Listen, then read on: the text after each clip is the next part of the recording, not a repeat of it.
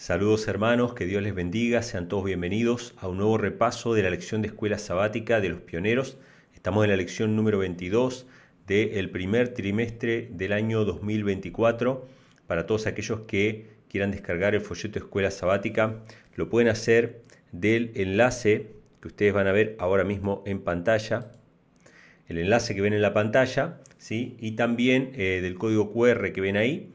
Lo pueden descargar infonom.me/es, entran ahí o si no simplemente ponen infonom.me y entran a la sección de recursos y van a encontrar ahí la escuela sabática. Pueden descargar el folleto que estamos estudiando ahora, ¿sí? Y también pueden descargar el del próximo trimestre que ya está disponible en la página web. Así que todos aquellos que quieran descargar el folleto ya saben, para acompañarnos, para estudiar juntamente con nosotros esta lección de escuela sabática, que el día de hoy toca acerca de un tema muy interesante que tiene que ver con la sangre del pacto. Estamos estudiando parte por parte la carta a los hebreos y la verdad es que es muy interesante, y el día de hoy nos toca analizar un poco lo que tiene que ver con la sangre del pacto, tanto del viejo pacto como del nuevo pacto, y la importancia que tiene y por qué Dios escogió ese símbolo para representar a Cristo, qué implicancias tenía. Así que realmente el tema de hoy va a ser muy interesante. Tenemos también, Dios mediante, vamos a estar compartiendo las perlas escogidas de los testimonios y tenemos una parte especial, un canto de alabanza a Dios que nos han enviado para compartir con nosotros. Así que bueno, sean todos bienvenidos. Una cordial bienvenida a todos aquellos hermanos que se han conectado a través del chat, aquellos también que nos van a ver quizá mañana o más tarde, que quizá no se pueden conectar en el momento. Les damos a todos una cordial bienvenida.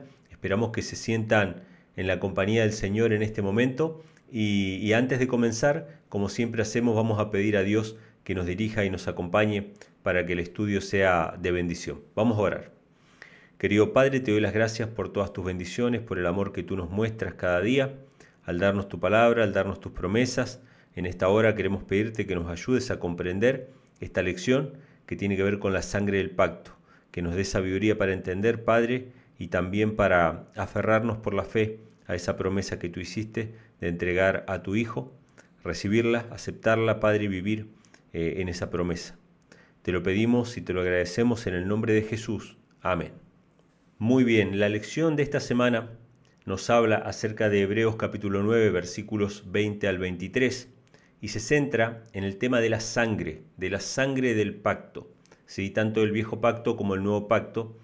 Y yo meditaba acerca de la importancia que tiene el tema de la sangre en todo el Antiguo Testamento y en el Nuevo también, lo vamos a ver en esta oportunidad. Y meditaba sobre esto, ¿no? Cómo el ser humano rechaza o tiene una aversión natural. Estamos hablando de personas normales, sobre todo de nuestra generación. Tenemos una aversión natural hacia todo lo que tenga que ver con la sangre. Voy a dar algunos ejemplos. Cuando vamos al hospital y nos tienen que coser una herida, por lo general tratamos de no mirar porque nos impresiona, ¿no? A veces los padres que presencian el parto se desmayan. O cuando vamos a donar sangre, nos van a sacar sangre para un estudio. Tratamos de no mirar cuando sale la sangre y se llena ese tubito con sangre. No es fácil para mucha gente se impresiona con el tema de la sangre. Le cuesta bregar con esas cuestiones. Y si uno es enfermero o médico, va a estudiar medicina o enfermería, tiene que estar más o menos preparado para eso. No es fácil el tema de la sangre. Tenemos como una aversión natural. Estoy hablando de gente normal, no la gente que por ahí fue criada en el campo, que tenían que todos los días matar un pollo, una gallina para comer. Son gente que están acostumbradas, pero en primera instancia tenemos un rechazo de darle muerte a un animal. Hubo una campaña publicitaria que se hizo acerca del vegetarianismo o el veganismo.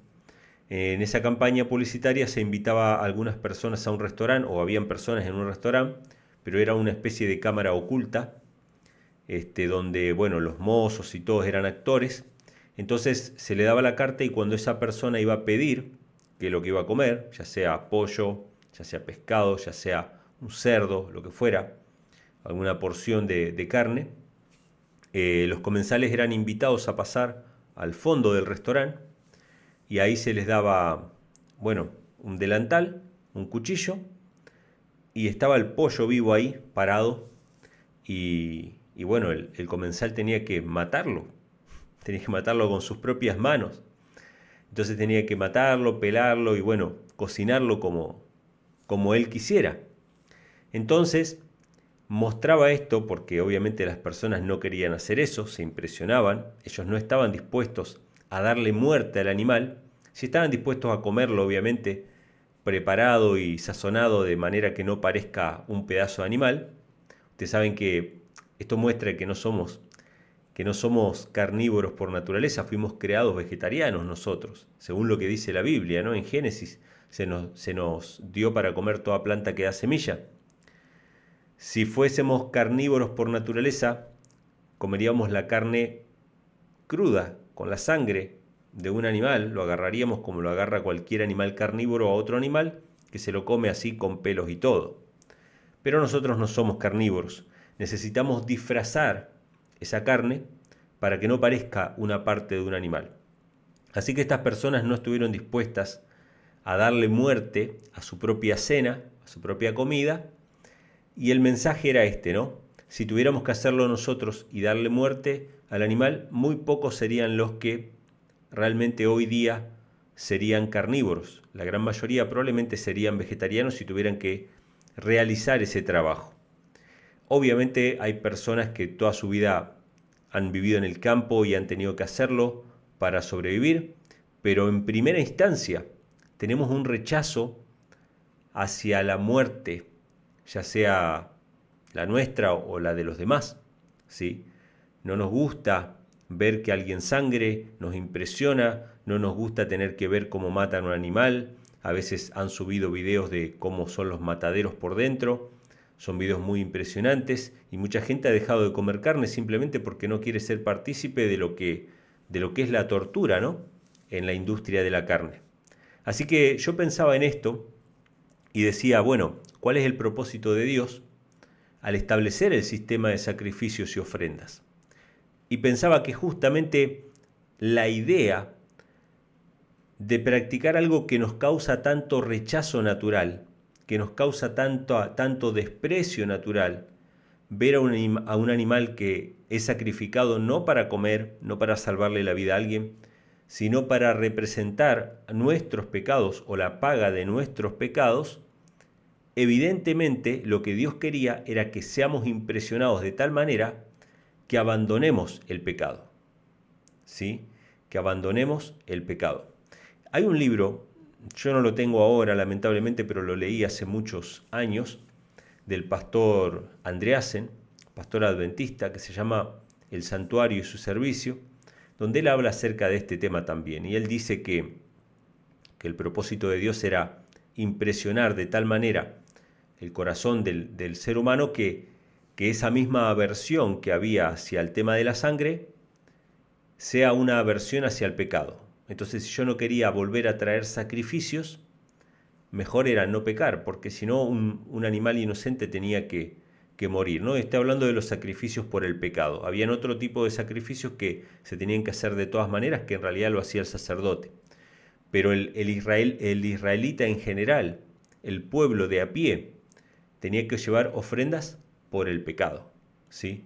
O sea, si yo pecaba tenía que llevar una ofrenda aparte de las ofrendas que se hacían y los sacrificios que se hacían diariamente. Así que este pastor Andreasen cuenta en su libro que a medida que fue pasando el tiempo, el sistema de sacrificios y ofrendas, el santuario, el altar del sacrificio, dice que los sacerdotes lo fueron haciendo cada vez más grande, ¿sí? Había una especie de economía alrededor del sistema de sacrificios y ofrendas, y el plan original de Dios era que el ser humano dejara de pecar, vete y no peques más, o sea, tus pecados te son perdonados, se hizo un sacrificio, tus pecados te son perdonados, vete y no peques más.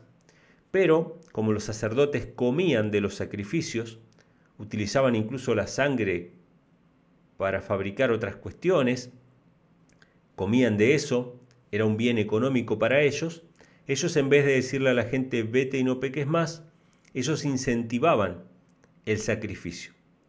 Ellos mismos se habían insensibilizado a la muerte de los animales. Si ustedes se fijan y prestan atención cuando leen al profeta Jeremías, el profeta Jeremías, creo que es en el capítulo 7, en su gran amonestación que él tiene en el templo, delante del rey, delante de todo el pueblo, una amonestación que da él al pueblo, él le dice de parte de Jehová al pueblo, si ustedes dejan de derramar sangre inocente en este lugar. ¿Cómo que dejen de derramar sangre inocente si Dios había mandado los sacrificios y ofrendas? Evidentemente el pueblo se había insensibilizado a tal punto de que para ellos ya matar un animal era una cuestión de todos los días. Era una cuestión que ya no les movía un pelo, ya no les causaba dolor el sufrimiento de un animal inocente. Entonces, en vez de decir vete y no peques más, ustedes recuerdan que el caso de Elí y sus dos hijos que comían también y metían el garfio para sacar una parte del sacrificio y comérselo, como ellos tenían un interés en esos sacrificios, incentivaban al pueblo a pecar para que el pueblo siga trayendo sacrificio, para que el pueblo siga trayendo animales. Se habían insensibilizado y dice que este pastor Andreasen dice que los altares eran más grandes para hacer más sacrificios. O sea, habían llegado a hacer vano el sacrificio que simbolizaba la muerte de Cristo, ¿sí? Lo habían hecho vano. Ellos mataban constantemente, pero el plan original de Dios era que nosotros tengamos una aversión hacia el pecado de la misma manera que teníamos una aversión hacia la sangre, ¿sí? Y ustedes recordarán que cuando Dios establece este sistema de sacrificio y ofrendas no fue en la época del sacerdocio levítico, fue anterior a esto. Muchas personas piensan que el sistema de sacrificios era algo que Dios no había instituido, pero esto es antes incluso de Moisés, es antes del viejo pacto propiamente dicho que fue establecido en el Sinaí. Antes de eso, Dios se lo había dado a Adán, a tal punto que podemos ver la historia, ¿no?, de Caín y Abel, cada uno llevando un sacrificio distinto. ¿Quién fue el que llevó el sacrificio cruento? Fue Abel. O sea, Abel comprendía el significado del símbolo y sabía que sin sangre no había remisión de pecado. Pero en el caso de Caín, ¿qué pasó? Caín prefirió hacer algo que era más acorde a su forma de pensar. Él prefirió hacer un sacrificio de lo que a él le parecía que era mejor. Y cualquiera que viera esto de afuera, y esto es muy interesante, cualquiera que vea esto de afuera va a decir, bueno, pero el sacrificio de Caín es más acorde al carácter de Dios, porque si Dios es amor y Dios no quiere que dañemos ninguna criatura, mejor llevarle una ofrenda, un sacrificio de vegetales, ¿sí? Que los vegetales sabemos que no sufren, las plantas y todo eso son organismos vivientes, pero no son seres vivientes, ¿sí? Los animales son seres vivientes, tienen un sistema nervioso central, ¿sí? Tienen la capacidad de sentir, tienen la capacidad de interactuar, ¿sí? No tienen la inteligencia de un ser humano, actúan por instinto, pero son seres sintientes. En cambio las plantas no, las plantas son organismos que están vivos, pero no son seres vivos. Entonces cualquiera de nosotros diría, bueno, ¿cuál es el sacrificio que más está de acuerdo al carácter bondadoso de Dios? Yo diría que el sacrificio que está más de acuerdo es el de Caín, porque no implicó el sufrimiento de ninguna criatura. En cambio, el de Abel implicaba el sufrimiento de una criatura, de un animal inocente. Dios lo había establecido de esta manera para prefigurar el sacrificio de Cristo, del ser inocente, que iba a morir por nosotros y para demostrarnos que sin derramamiento de sangre no había remisión de pecado y para generar en nosotros una aversión contra el pecado. Al asociar la sangre con el pecado y al tener el rechazo natural por la sangre, nosotros vamos a rechazar también naturalmente el pecado. Esa es la idea de Dios, pero mucha gente se insensibilizó y se acostumbró a decir, bueno, derramamos sangre constantemente al punto tal que el profeta tenía que decir, los toros y las ovejas que ustedes me ofrecen son como si sacrificaran gente. Yo estoy hastiado de vuestros sacrificios, de vuestros toros engordados. No los puede ver mi alma. Así decía Dios. ¿Por qué decía Dios eso? ¿Porque Dios se contradice y primero manda y después dice que no le gusta? No, porque no lo hacían comprendiendo la importancia del mensaje que tenía, la aversión contra el pecado. Y ahora vamos a ver algunos de los versículos que trae la lección de escuela sabática y vamos a tratar de sacarle también más significado a este tema tan importante. Bueno, algunos de los versículos que trae la lección de escuela sabática, que realmente están muy interesantes, primeramente nos hablan acerca de la sangre del viejo pacto, para recordar a todos aquellos hermanos que por ahí se enganchan ahora, recién, que no estuvieron viendo las lecciones pasadas, que se las recomiendo, están todas en el canal, las pueden buscar en la lista de reproducción que es Escuela Sabática, están todas allí, pero ya hace varias lecciones venimos hablando acerca de lo que es el viejo pacto y el nuevo pacto. ¿Por qué uno es viejo? ¿Por qué el otro es nuevo? ¿Por qué uno lo instituyó Dios y el otro lo instituyó el hombre? El nuevo pacto es, digamos, el que fue ratificado con la sangre de Cristo, es un sacrificio reciente, por eso es nuevo pacto. El viejo pacto fue ratificado con la sangre de corderos en el monte Sinaí, por eso es viejo, ¿sí? Pero el nuevo pacto era el que Dios quería hacer con el hombre, basado en la promesa de Dios de cambiar el corazón del hombre, de escribir la ley en el corazón del hombre. En cambio, el viejo pacto está basado en la promesa del hombre de obedecer.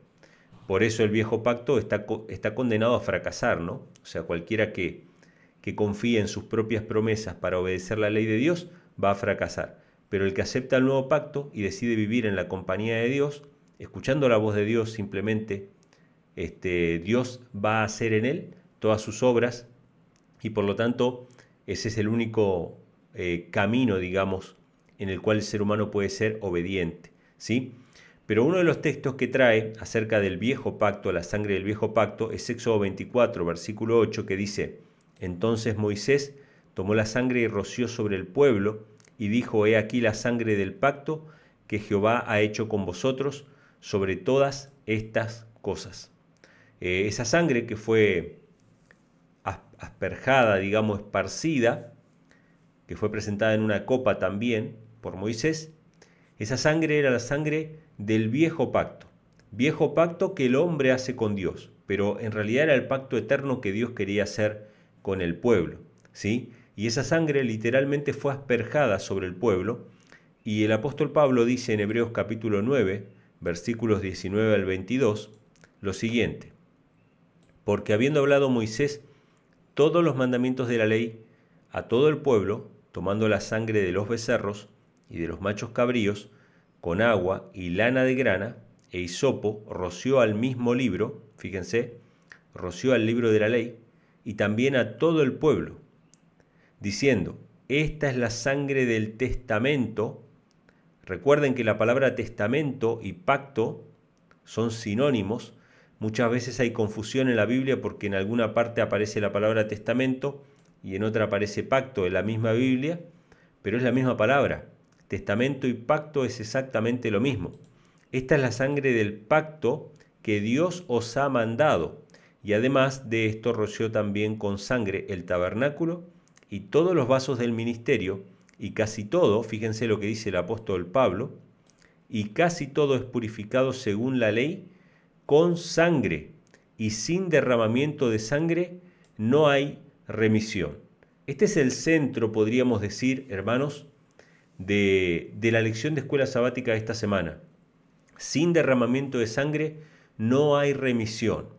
Tiene que haber muerte, tiene que haber muerte.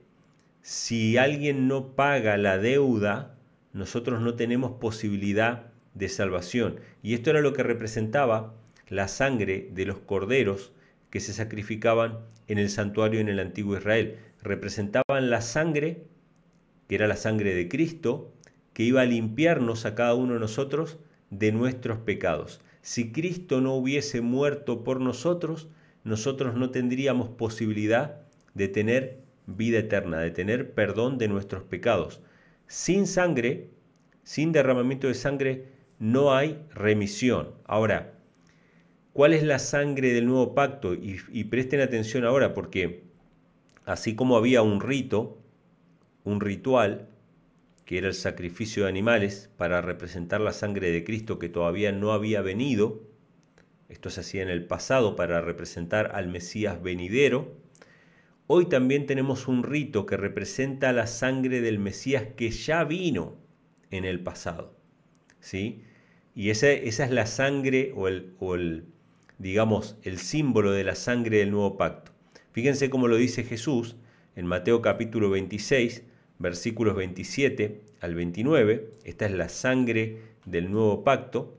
Esto fue la cena del Señor establecida por Cristo, entiendo yo, para reemplazar el sistema de sacrificios y ofrendas. Y acá voy a entrar en un tema, o sea, voy a tratar de no entrar, pero lo voy a mencionar al pasar nada más. Cuando nosotros hablamos acerca de las fiestas solemnes, en cada una de las fiestas solemnes se hacían sacrificios y ofrendas. En el sábado se hacían sacrificios y ofrendas. En las lunas nuevas se hacían sacrificios y ofrendas. Todo esto lo pueden leer en Números capítulo 28. En Números capítulo 28 están enumerados lo que se hacía en sábado, lo que se hacía en la luna nueva, lo que se hacía en cada una de las fiestas solemnes. Habían sacrificios y ofrendas especiales, incluso todos los días comunes de semana también habían sacrificios y ofrendas. Ahora, cuando Cristo muere en la cruz, da por terminado el sistema de sacrificios y ofrendas, pero no da por terminado ni el sábado, ni las lunas nuevas, ni las fiestas solemnes, ni tampoco los momentos de oración.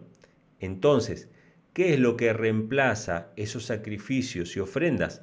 Lo reemplaza la cena del Señor. Cristo en la fiesta de la Pascua estableció la cena del Señor. Por lo tanto, para nosotros, hoy día podemos hacer la cena del Señor, que es un rito que representa la sangre del nuevo pacto. Lo podemos hacer en la fiesta de la Pascua, lo podemos hacer en la fiesta de Pentecostés, en la fiesta de los tabernáculos. ¿Por qué? Porque en cada una de esas fiestas habían sacrificios y ofrendas, ¿sí? Muchas veces hay personas que me han dicho, no, pero hermano, deberíamos hacer la cena del Señor solamente en la fiesta de la Pascua. Voy a dar otro ejemplo. Jesús se bautizó en el día de la expiación, ¿sí? ¿Cómo sabemos que Jesús se bautizó en el día de la expiación? Porque la Biblia no lo dice de esa manera. La Biblia dice que hay una profecía de las 70 semanas. Después ustedes van a poder hacer la cuenta. En realidad no es cuestión de hacer cuentas, es cuestión de reflexionar nada más, ¿no? Si ustedes ven las 70 semanas con todos los puntos que tiene, ustedes van a ver que está la reconstrucción del templo, después van a ver que está el bautismo de Cristo, y después van a ver que está el apedreamiento de Esteban, y en el medio del apedreamiento de Esteban y el bautismo de Cristo está la muerte de Cristo, que fue en la Pascua. Sabemos que fue la Pascua. Ahora, esas 70 semanas tienen el mismo punto de partida que las 2300 tardes y mañanas. Las 2300 tardes y mañanas comenzaron en un día de expiación y terminaron en un día de expiación.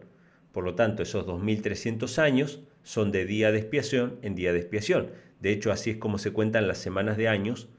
Pueden leerlo en Levítico 25. Pueden leerlo en Levítico 25. Las semanas de años se cuentan de día de expiación en día de expiación. Ahora, y los años sabáticos se cuentan así. Si las 2300 tardes y mañanas son de día de expiación en día de expiación y las 70 semanas comienzan en el mismo punto de partida, las 70 semanas son de día de expiación en día de expiación. Por lo tanto, el bautismo de Cristo fue en día de expiación y el apedreamiento de Esteban fue en día de expiación. Y a la mitad de la semana, como es mitad de año, fue la Pascua, que fue la muerte de Cristo. Establecido eso, sabemos que Cristo se bautizó en el día de la expiación. Es decir, el otro rito de la iglesia, hay dos ritos solamente en la iglesia, uno es el bautismo y el otro es la cena del Señor, los dos fueron hechos por Cristo en una fiesta solemne. la cena del Señor fue establecida en Pascua o fue hecha en Pascua y el bautismo de Cristo fue hecho en el día de la expiación. Si yo llegara a la conclusión de que solamente tengo que hacer cena del Señor en la fiesta de la Pascua, porque Cristo la hizo en la fiesta de la Pascua, también debería llegar a la conclusión de que solamente debo realizar bautismos en el día de la expiación, porque Cristo lo hizo en el día de la expiación, y eso evidentemente no tiene sentido. Ahora, si yo tomo que la cena del Señor es la sangre del nuevo pacto, por lo tanto representa no solamente el sacrificio pascual, sino que representa todos los sacrificios y ofrendas del sistema sacrificial, nosotros podemos hacer la cena del Señor, que es el nuevo pacto, la sangre del nuevo pacto, el símbolo de la muerte de Cristo, en cada una de las santas convocaciones, tanto en la fiesta de la Pascua, en el día de la expiación, en la fiesta de Pentecostés, en las cabañas, etc. ¿Sí? Ese es el punto que quería establecer. Pero acá tenemos nuevamente la sangre del nuevo pacto, que en este caso Jesús la presenta y dice así, Mateo 26, 27 al 29. Tomando la copa, habiendo dado gracias, les dio, diciendo, bebed de ella todos, porque esto es mi sangre del Nuevo Testamento, Nuevo Pacto, la cual es derramada por muchos para remisión de pecados. Y os digo que desde ahora no beberé más de este fruto de la vid, hasta aquel día cuando lo beba nuevo con vosotros en el reino de mi Padre. Fíjense qué interesante que no dice que lo beba de nuevo, sino que dice que lo beba nuevo.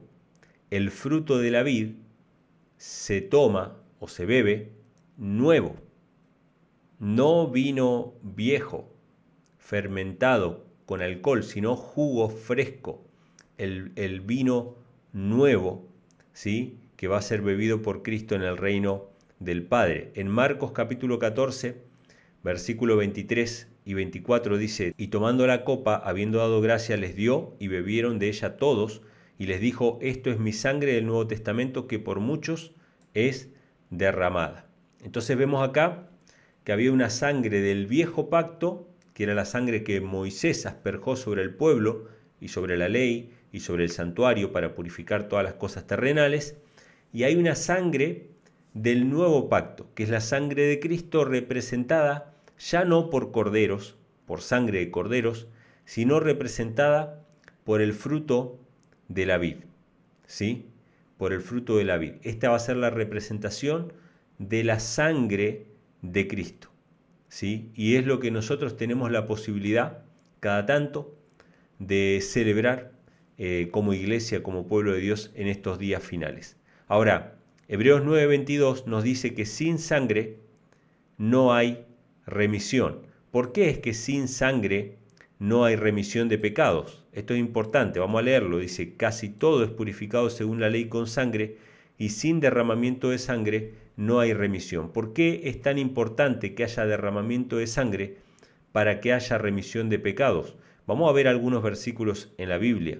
Uno de ellos está en Levítico capítulo 17, versículo 11, que dice, porque la vida de la carne en la sangre está, y yo os la he dado para expiar vuestras almas sobre el altar, porque es la sangre lo que hace expiación por el alma. En Levítico 17, también en Levítico 7, hay una prohibición de comer sangre, Esto es muy interesante. La Biblia prohíbe al ser humano comer la sangre de los animales. Hasta el día de hoy los judíos que siguen comiendo carne, ellos consumen carne de animales kosher, de animales limpios, y muchos adventistas también, que consumen carne de animales limpios, nada malo con eso, porque todos tienen un proceso, ¿no? Pero de esas carnes que están permitidas, que son limpias, Dios nos permite comer sin sangre.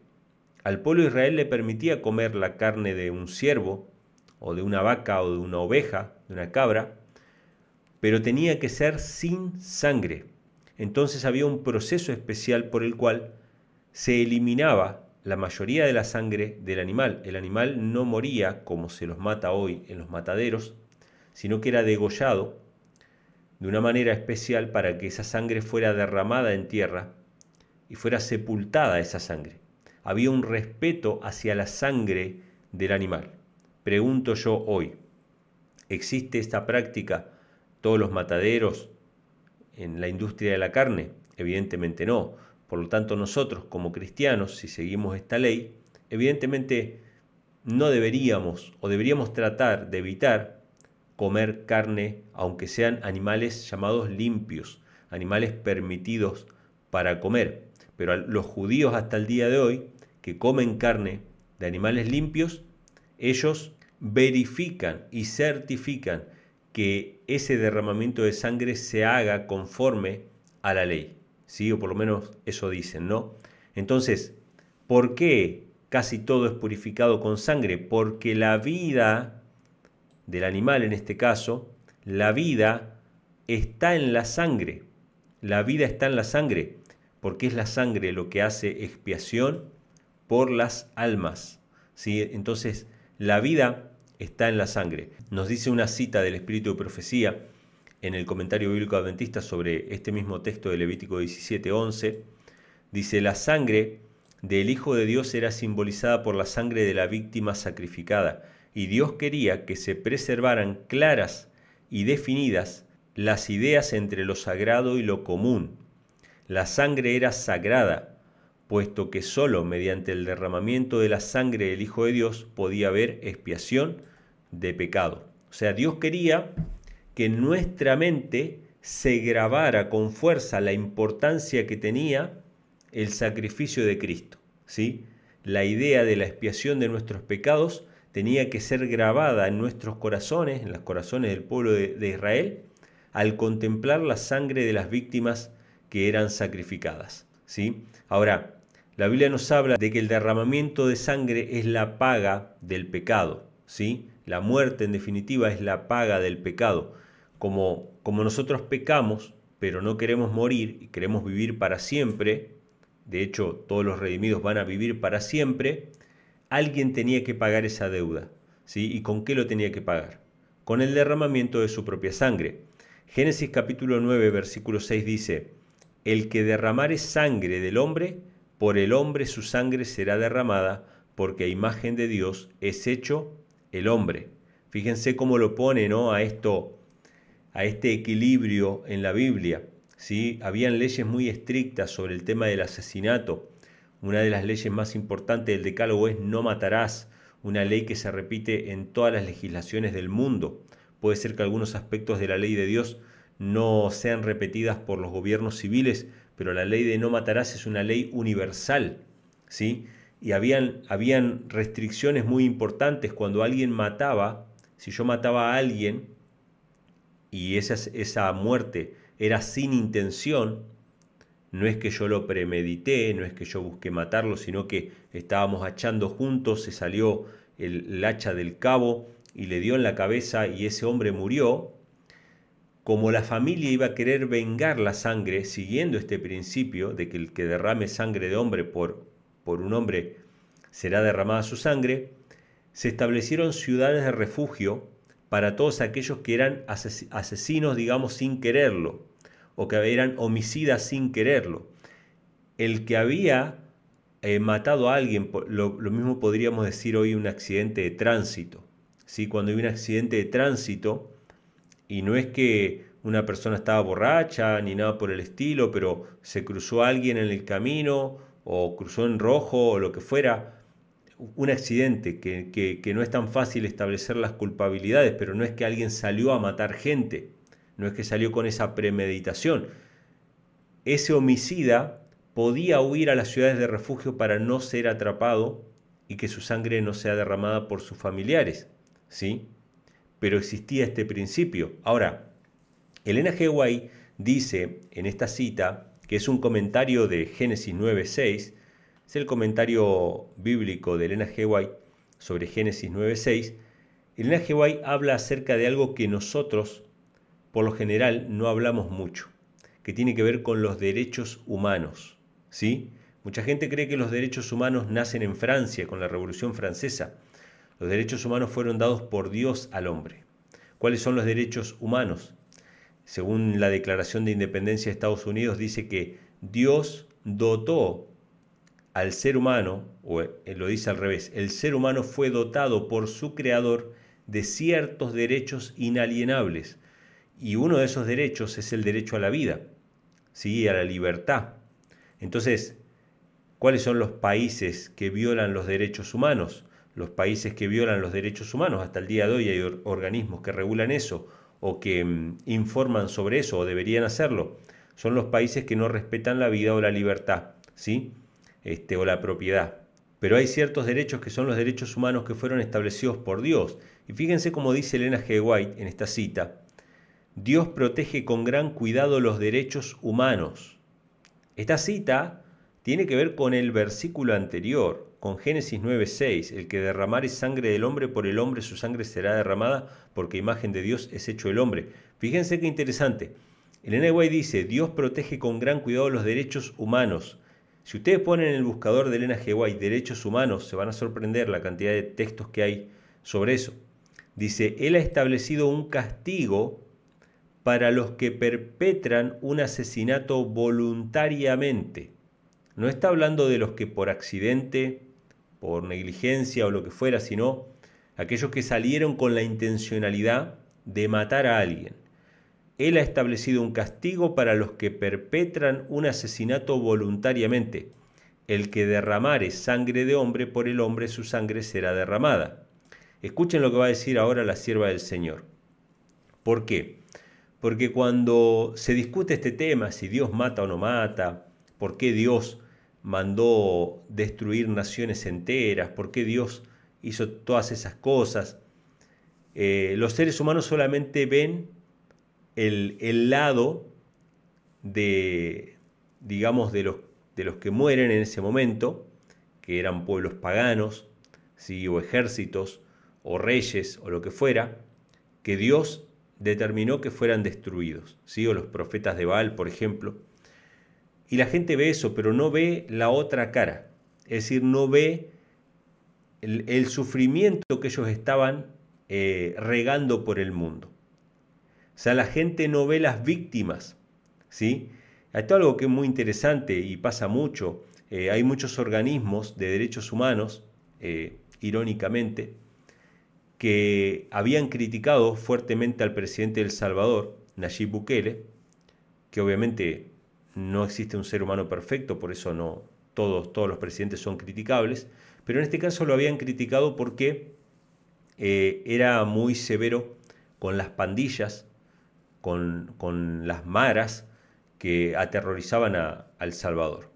Y entonces estaban como reclamando de que sus cárceles eran muy duras, etcétera, sus castigos eran muy duros. Y entonces el presidente en varias ocasiones dijo, bueno, ¿por qué a estos organismos de derechos humanos no les preocupaba las víctimas de estos pandilleros? O sea, ¿por qué no les preocupaba cuando estos pandilleros mataban gente y se paseaban y se filmaban con las calaveras de las personas? ¿Por qué no se preocupaban cuando, bueno, atormentaban a toda la población? Entonces, es interesante que a nosotros nos preocupa cuando Dios ejerce de alguna manera su autoridad, pero no nos preocupamos cuando vemos el sufrimiento que esas personas están causando a la sociedad. No nos preocupamos de las víctimas. Y fíjense lo que va a decir Elena G. White. Si se dejara sin castigar a un asesino, arruinaría a otros por su mala influencia y su cruel violencia subvertiría a otros. Esto llevaría a un estado de cosas similar al que existió antes del diluvio. Dios debe castigar a los asesinos.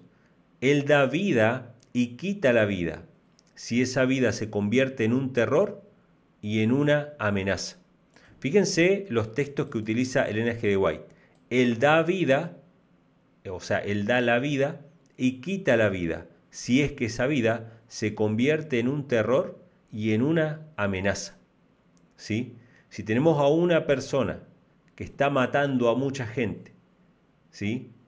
Entonces, obviamente Dios, para preservar la vida del resto, si esa sola vida se convierte en una amenaza para el resto, Dios tiene el poder y el derecho, según dice la Biblia, de quitar la vida. Dios da la vida y quita la vida, y lo puede hacer si es que una vida se convierte en una amenaza y un terror para el resto. Así que fíjense qué interesante.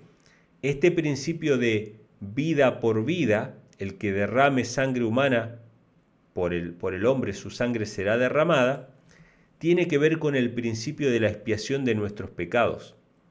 Nosotros somos convictos delante de Dios, nosotros somos pecadores, estamos en delito, o sea, nosotros merecemos la muerte. Entonces, ¿quién va a pagar la deuda? ¿Quién va a pagar vida por vida? Es Cristo es el que va a pagar vida por vida, pero hay un plus, hay un agregado, que no es la vida de cualquier hombre, que no es la vida de cualquier ser humano y mucho menos un ser humano pecador.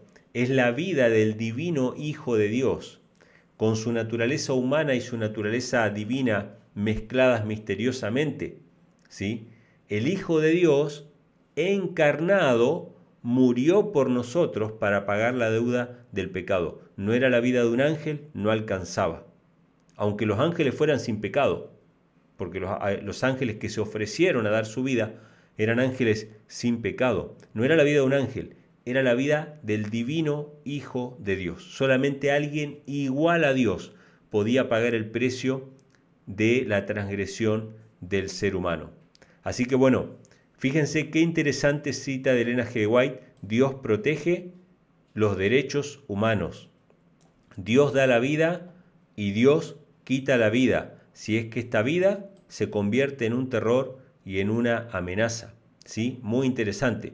Romanos capítulo 3, versículo 19 al 23 dice: pero sabemos que todo lo que la ley dice, a los que están bajo la ley lo dice, para que toda boca se tape y todo el mundo sea hallado culpable delante de Dios. ¿Por quién Cristo está pagando con su vida? ¿Para rescatar la vida de quién? La de todo el mundo, dice, porque todo el mundo es hallado culpable, como decíamos recién. Todos somos convictos delante de Dios. Todos nosotros merecemos la muerte. Sin embargo, Dios está dispuesto a entregar a su Hijo por nosotros. Por cuanto todos pecaron, versículo 23 de Romanos 3, están destituidos de la gloria de Dios. O sea, todos nosotros pecamos y estamos destituidos de la gloria de Dios. Romanos capítulo 6, versículo 23 nos dice: porque la paga del pecado es la muerte, mas el don de Dios es la vida eterna en Cristo Jesús, Señor nuestro. O sea que, en primera instancia, la sangre del nuevo pacto es la sangre de Cristo que paga en nuestro lugar para que nosotros tengamos vida. Vida por vida, ¿sí? O sea, se entrega la vida de Cristo para salvar nuestra propia vida. Ahora, ¿qué nos dice la Biblia acerca de esta sangre? No es solamente para pagar la deuda, no es solamente para eso, es para restaurar nuestra vida. En la sangre de Cristo nosotros podemos hallar la fortaleza para vencer el pecado. La sangre nos limpia, esta sangre del pacto nos limpia. Primera de Juan capítulo 1, versículo 7 dice: mas si andamos en luz, como Él está en luz, tenemos comunión unos con otros, y la sangre de Jesucristo su Hijo nos limpia de todo pecado. La sangre del nuevo pacto no solamente nos perdona, o sea, nos pone a cuenta, sino que nos limpia de todo pecado. Esto es algo que nos cuesta entender, porque las religiones nos han lavado el cerebro un poco con esta idea de vivir pecando toda la vida. Dios quiere quitarnos el pecado, quiere sacarnos esas inclinaciones. No es que nunca vamos a caer o que nunca vamos a tropezar, sí, probablemente tropecemos, pero la idea es que no pequemos. El apóstol Juan dice ahí en 1 Juan capítulo 1, hijitos, estas cosas os escribo para que no pequéis, pero si alguno hubiere pecado, abogado tenemos para con el Padre a Jesucristo el justo. O sea, la idea es que no pequemos y en la sangre de Cristo hallamos fortaleza para vencer el pecado. Efesios capítulo 1, versículo 7 dice: en quien tenemos redención por su sangre, la remisión de pecados según la riqueza de su gracia. ¿Sí? Nosotros tenemos por su sangre remisión de pecado. Y Hebreos capítulo 9, versículo 23, que es uno de los textos centrales de la escuela sabática, nos dice que incluso las cosas celestiales fueron purificadas. Dice: fue pues necesario que las figuras de las cosas celestiales fuesen purificadas con estas cosas, es decir, con la sangre de animales. pero las cosas celestiales mismas con mejores sacrificios que estos. ¿A qué se refiere con mejores sacrificios que estos? El sacrificio de Cristo. Es decir, Cristo se presenta delante del Padre por medio de sus heridas en sus manos y en sus pies, en su costado, ¿sí? Él se presenta por medio de su sacrificio delante del Padre en representación de la raza humana caída. La raza humana caída no tiene derecho de ninguna manera de presentarse en el cielo, a menos que un ser humano con naturaleza humana caída tenga una vida perfecta de obediencia. Ahí sí se puede presentar como uno de los hijos de Dios delante del cielo, y Dios, al preguntarle de dónde viene, él puede decir de la tierra. Levítico capítulo 16, versículos 14 al 15 y el versículo 19 dice, hablando acerca de la purificación de las cosas terrenales: tomará luego de la sangre del becerro y la rociará con su dedo hacia el propiciatorio, al lado oriental. Hacia el propiciatorio esparcirá 7 veces de aquella sangre con su dedo. Después degollará en expiación al macho cabrío expiatorio, que era por el pueblo, y meterá la sangre de él del velo adentro, y hará de su sangre como hizo con la sangre del becerro, y la esparcirá sobre el propiciatorio, delante del propiciatorio. Versículo 19. Y esparcirá sobre él de la sangre con su dedo 7 veces, y lo limpiará, y lo santificará de las inmundicias de los hijos de Israel. Bueno, la verdad es que un proceso que nosotros vemos en el día de la expiación, que se hacía con estos animales, que realmente a cualquiera de nosotros nos impresionaría bastante. Estaríamos muy poco dispuestos a hacer algo como eso. Seguramente sugeriríamos cambios en ese culto, no aceptaríamos la manera en que se trata de representar la muerte de Cristo, pero esta es la manera en que Dios lo estableció para imprimir en nuestro corazón, para imprimir en nosotros lo costoso que fue para el cielo la paga de nuestros pecados. No fue barato, hermanos. No fue fácil, no fue una tarea sencilla, no fue un trabajo fácil de realizar. Dios entregar a su Hijo y su Hijo morir por nosotros. Tanto el Padre como el Hijo se dieron enteramente para salvarnos. Y todo el sistema de sacrificios y ofrendas, con todas esas cuestiones desagradables para nosotros, querían imprimir en nuestro corazón lo desagradable que es para Dios el pecado, lo desagradable que debería ser para nosotros el pecado, lo que cuesta nuestra salvación, que un ser inocente muera por nosotros. Juan capítulo 1, versículo 29 nos muestra a Juan el Bautista, que dice: el siguiente día vio Juan a Jesús que venía a él y dijo: he aquí el Cordero de Dios que quita el pecado del mundo. Solamente Cristo, el Cordero de Dios, podía quitar el pecado del mundo. Él lo quiere quitar también de nuestros corazones. Ahora, fíjense lo que nos dice la Biblia acerca de cómo el sumo sacerdote tenía que llevar sobre sí el pecado del pueblo Israel, en representación de Cristo, que tenía que llevar sobre sí también el pecado de todos nosotros, como dice Isaías. Éxodo capítulo 28, versículos 29 y 30 dice: llevará Aarón los nombres de los hijos de Israel en el pectoral del juicio sobre su corazón, cuando entrare en el santuario para memoria delante de Jehová continuamente, y pondrás en el pectoral del juicio Urim y Tumim, para que estén sobre el corazón de Aarón cuando entrare delante de Jehová, y llevará siempre Aarón el juicio de los hijos de Israel sobre su corazón delante de Jehová. ¿Qué representaba que Aarón llevara sobre su corazón los nombres de los hijos de Israel? Él llevaba sobre sí el pecado, ¿sí? Que ese pecado obviamente había sido confesado sobre la cabeza de un animal. Ese animal era degollado, esa sangre tenía ese pecado era introducido en el santuario por el sacerdote que representaba al pueblo y era asperjado sobre el propiciatorio, sobre el velo del templo también era asperjado, y ese santuario tenía que ser anualmente purificado de esos pecados. El hecho de que Aarón llevara sobre sí los pecados significa que Jesús iba a llevar sobre sí el pecado de todos nosotros para limpiarnos a través de su sangre. Y en Hebreos capítulo 8, versículos 1 y 2 dice: así que la suma de lo que hemos dicho es: tenemos tal sumo sacerdote, el cual está sentado a la diestra del trono de la majestad de los cielos, ministro del santuario y del verdadero tabernáculo que el Señor levantó, y no el hombre. ¿Sí? Así que Cristo es nuestro sumo sacerdote, representado por Aarón, que llevaba sobre su corazón a los hijos de Israel. Él nos lleva a nosotros como pueblo y a nuestros pecados para justificarnos delante del Padre.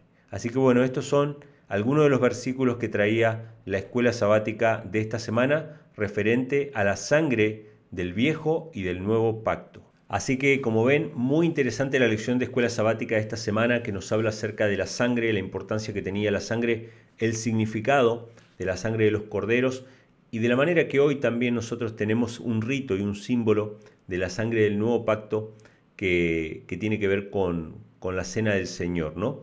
Todos aquellos que quieran descargar el folleto de escuela sabática lo pueden hacer del siguiente link que ven en la pantalla, del código QR. También pueden descargar, aparte de esta, que ya vamos más de la mitad, pueden descargar la siguiente, la del siguiente trimestre, para mandarla a imprimir, para que tengan tiempo de tenerla y poder participar con nosotros. Ahora, quiero agradecerle a todos los hermanos que están dejando sus comentarios en el chat. Para nosotros es una bendición cada vez que vemos la participación de ustedes. Sabemos que, bueno, para muchos es tarde, para nosotros arrancamos a las 5 de la tarde, pero para muchos es un poco más tarde, ¿sí? Que quizás están despidiendo el sábado o lo que fuera, pero siempre es una alegría para nosotros ver tanta gente conectada y dejando sus comentarios, así que les mando un fuerte abrazo para cada uno de ustedes. Antes de ir a la sección de las perlas escogidas de los testimonios, tenemos una alabanza que nos manda nuestro hermano Bruno desde Buenos Aires, desde Argentina. Sí, le mandamos un abrazo a Bruno y a Gaby, que siempre nos acompañan, también a Carlos y a Marisa, sus papás, que siempre se conectan con nosotros, y bueno, va a compartir con nosotros una alabanza que Dios ha puesto en su corazón. Así que bueno, vamos a acompañar con nuestra mente y con nuestro corazón en esta oración cantada, y después sí vamos a meternos con las perlas escogidas de los testimonios.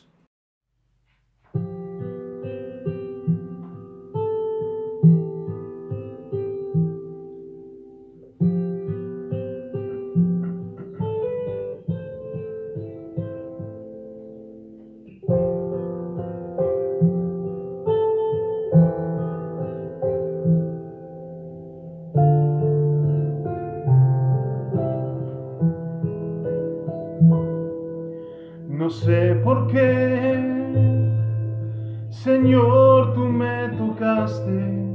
No sé por qué en mí tú te fijaste, pero sí sé que es grande tu amor por mí.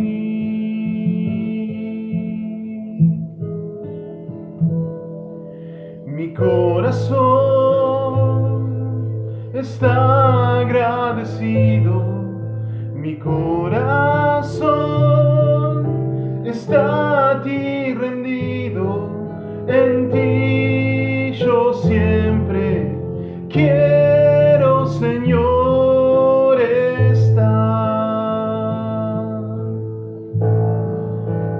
porque fuera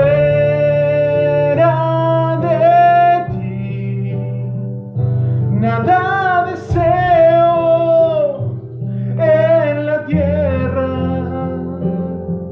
Tu presencia es más hermosa que cualquier cosa,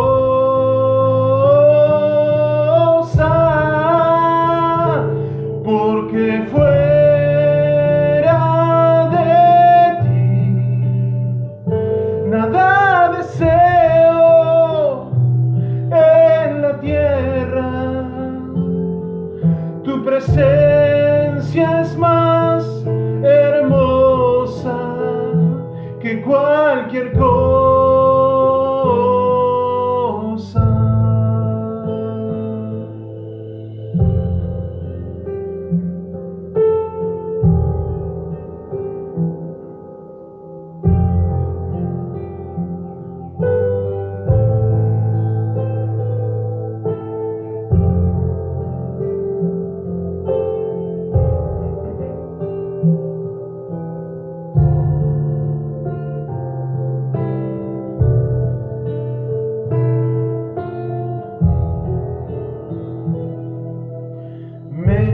has librado de la muerte,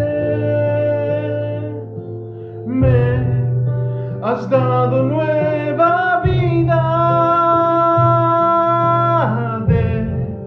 desataste mi tristeza y me llenaste de alegría. Me has librado de la muerte, me has dado nueva vida, desataste mi tristeza y me llenaste de alegría. Por tanto nunca callaré, a ti cantaré y te alabaré. Gloria mía,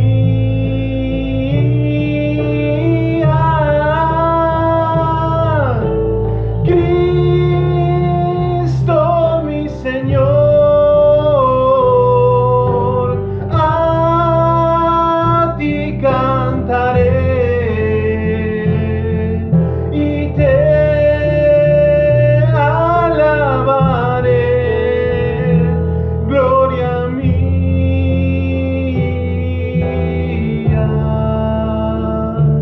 gloria mía.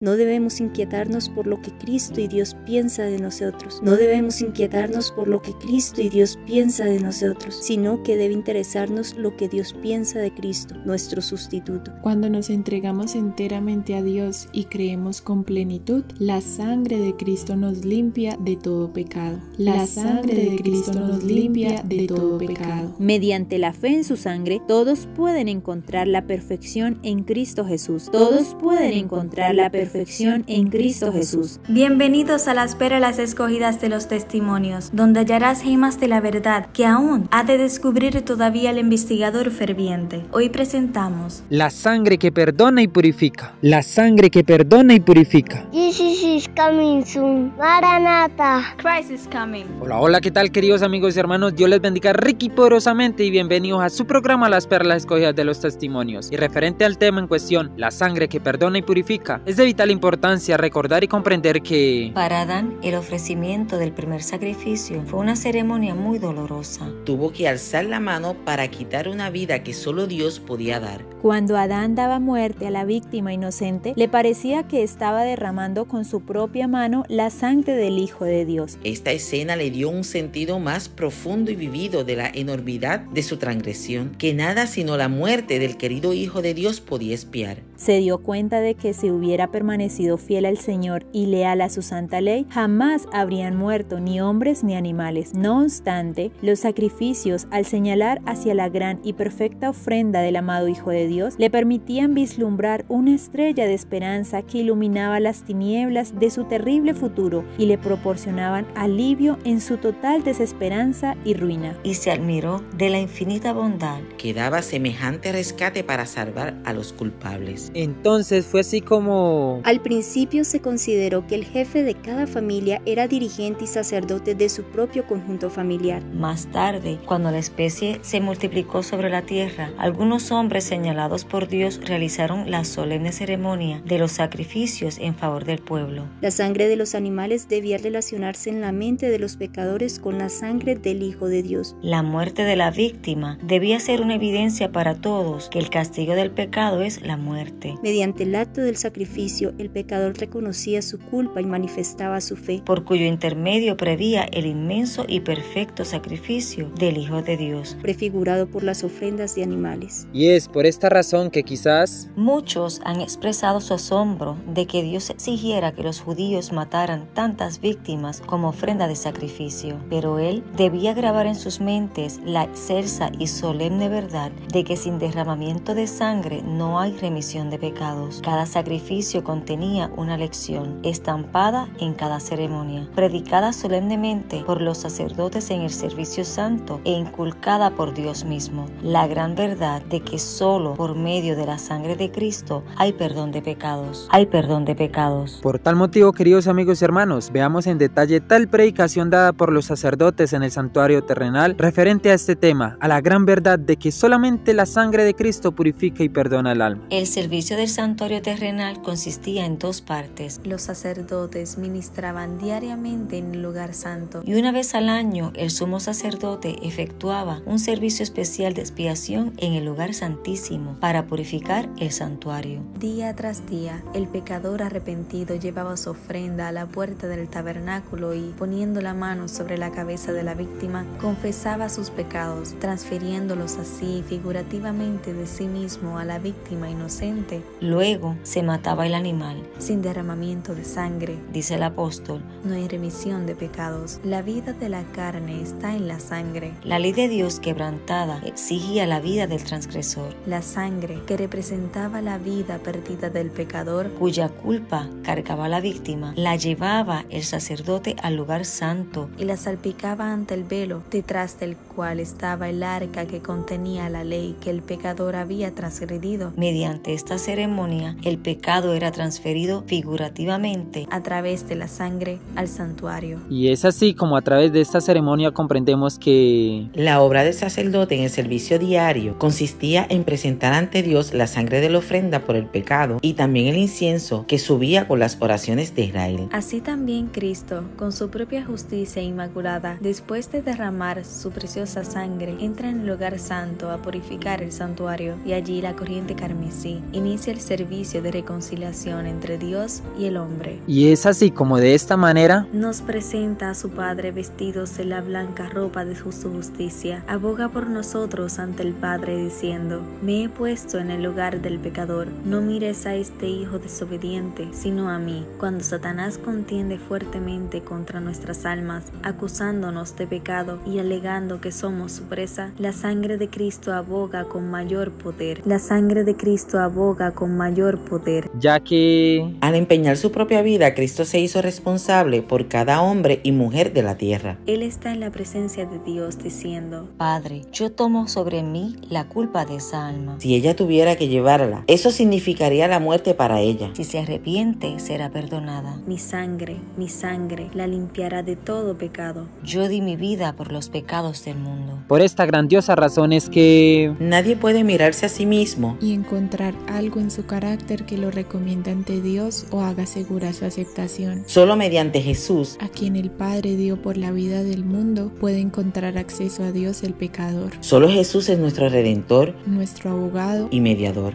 Nuestra única esperanza de perdón, paz y justicia está en Él. En virtud de la sangre de Cristo, el alma herida de pecado puede ser restaurada a la salud. Fuera de Cristo no tenéis ningún mérito, ninguna justicia. Nuestra pecaminosidad, nuestra debilidad, nuestra imperfección humana hacen imposible que aparezcamos delante de Dios, a menos de que seamos revestidos con la justicia inmaculada de Cristo. Desearía poder presentar este asunto a nuestro pueblo exactamente como lo vi. La admirable ofrenda hecha en favor del hombre. La justicia exigía los sufrimientos de un hombre. Cristo, igual a Dios, ofreció los sufrimientos de un Dios. Él mismo no necesitaba expiación, lo hizo por el hombre, todo por el hombre. La intensidad de su agonía fue proporcional a la dignidad y grandeza de su carácter. Nunca veremos ni comprenderemos la profunda angustia de los sufrimientos del Inmaculado Cordero de Dios hasta que palpemos cuán hondo es el abismo del cual hemos sido rescatados. Hasta que palpemos cuán hondo es el abismo del cual hemos sido rescatados. Qué atroz es el pecado del cual la humanidad es culpable, y por fe nos apoderemos del perdón total y completo. El valor infinito del sacrificio requerido para nuestra redención pone de manifiesto el hecho de que el pecado es un tremendo mal. No hay poder capaz de quebrantar el yugo del mal y libertar de él los corazones de los hombres, sino el poder de Dios en Jesucristo. Solo mediante la sangre del crucificado hay purificación del pecado. Solo la gracia de Cristo puede habilitarnos para resistir y dominar las inclinaciones de nuestra naturaleza caída. Por tal motivo, queridos amigos y hermanos, La sangre de Cristo es eficaz, pero necesita ser aplicada continuamente. No solo quiere Dios que sus siervos empleen para su gloria los recursos que les ha confiado, sino que desea que se consagren ellos mismos a su causa. hermanos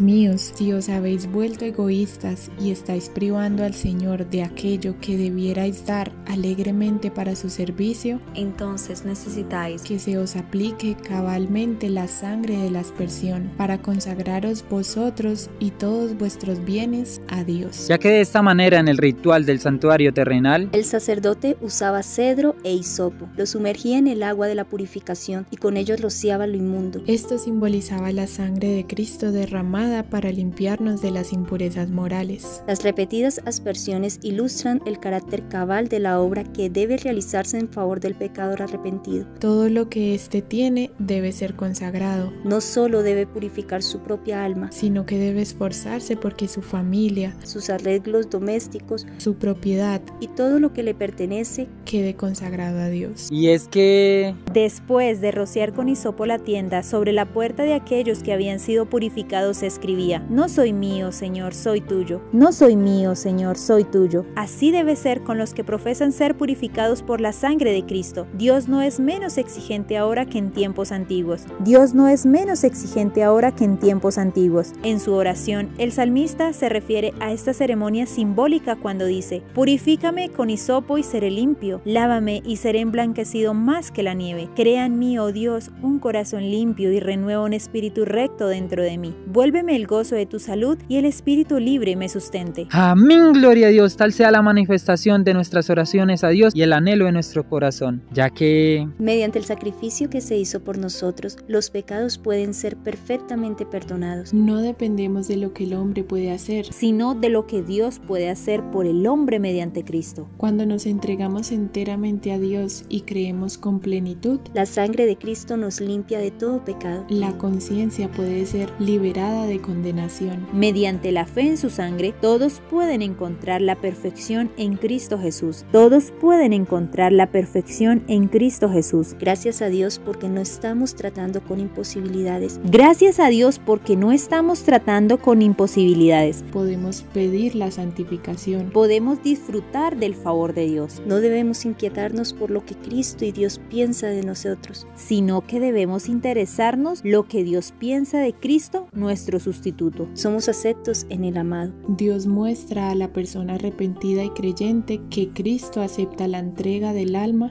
para moldearla según su propia semejanza. amén, gloria a Dios, queridos amigos y hermanos, que cada día nuestro pensamiento se interese más por lo que Dios piensa acerca de Cristo y no por lo que Dios y Cristo piensa de nosotros. Por eso, queridos amigos y hermanos, he aquí la perla de gran precio, la perla de gran valor, y es la de que Gracias a Dios, aquel que derramó su sangre por nosotros, vive para defenderla, vive para hacer una intercesión por cada alma que lo recibe. Si confesamos nuestros pecados, Él es fiel y justo para que perdone nuestros pecados y nos limpie de toda maldad. La sangre de Jesucristo nos limpia de todo pecado. Tiene un lenguaje mejor que la sangre de Abel, porque Cristo está vivo para interceder por nosotros. Siempre necesitamos mantener delante de nosotros la eficacia de la sangre de Jesús. Siempre necesitamos mantener delante de nosotros la eficacia de la sangre de Jesús. Esa sangre limpia la vida y la sostiene, de la cual podemos apropiarnos por la fe viva. Es nuestra esperanza. Nuestro aprecio de su inestimable valor debe ir en aumento continuo, porque habla por nosotros únicamente cuando mediante la fe reclamamos su virtud manteniendo la conciencia limpia y en paz con Dios. Se le representa como la sangre paradójica, inseparablemente unida con la resurrección y la vida de nuestro Redentor, ilustrada por la corriente que no cesa de fluir y que procede del trono de Dios, el agua del río de vida. amén, gloria a Dios, queridos amigos y hermanos, y aquí la importancia que debemos de tener siempre presente delante de nosotros, la sangre de Cristo Jesús que limpia y purifica el alma, ya que salvación y santificación se escriben con ese de sangre. Dios les bendiga rica y poderosamente, y estas han sido las perlas escogidas de los testimonios. Nos vemos en un próximo programa. Un feliz y gozoso santo sábado y una admirable y productiva semana en el Señor.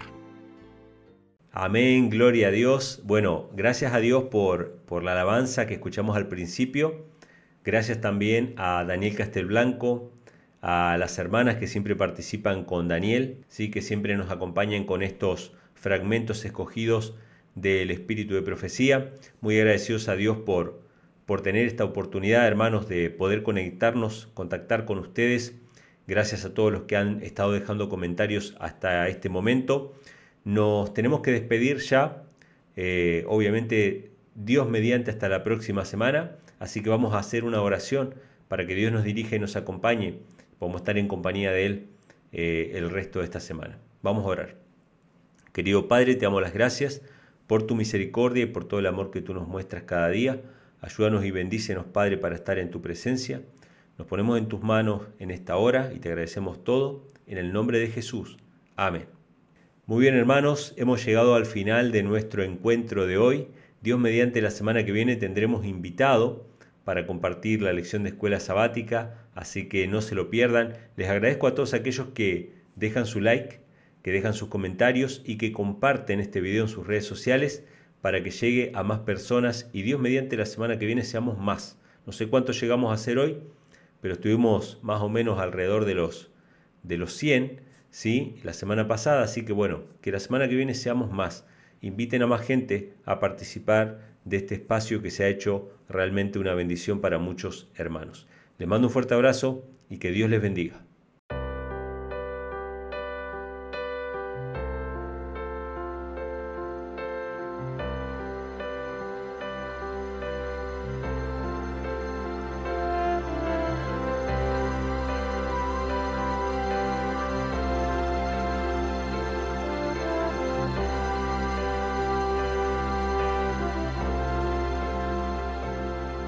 Cuando escucho el canto de las aves, cuando veo las hermosas olas de la mar, cuando siento el aire que respiro, yo me gozo en tu sábado, Jesús, porque la señal entre tú y yo.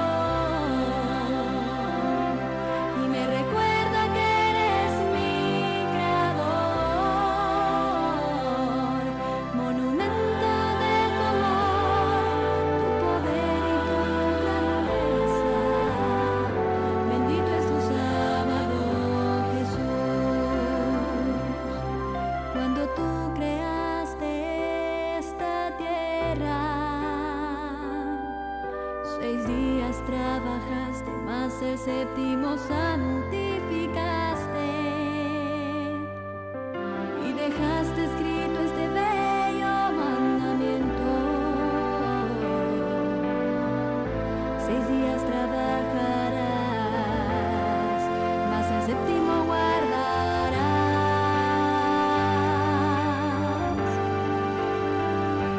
Cuando estuviste en esta tierra lo guardaste y enseñaste a tus discípulos a observar esta gran señal, la cual no cambiará, porque escrito está. Cielo y tierra pasarán, mi palabra y mi ley jamás, porque mes a mes y de sábado en sábado vendremos todos a adorarte a ti.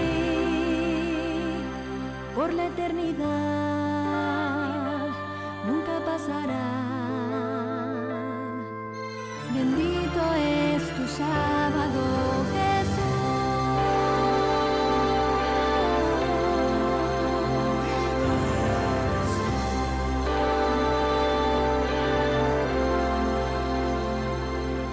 Cuando observo tu creación, me lleno de tu paz, pues sé que hallo consuelo en ti, Jesús.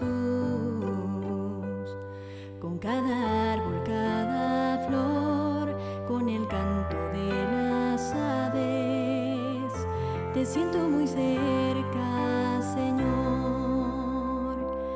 porque es la señal entre tú y yo,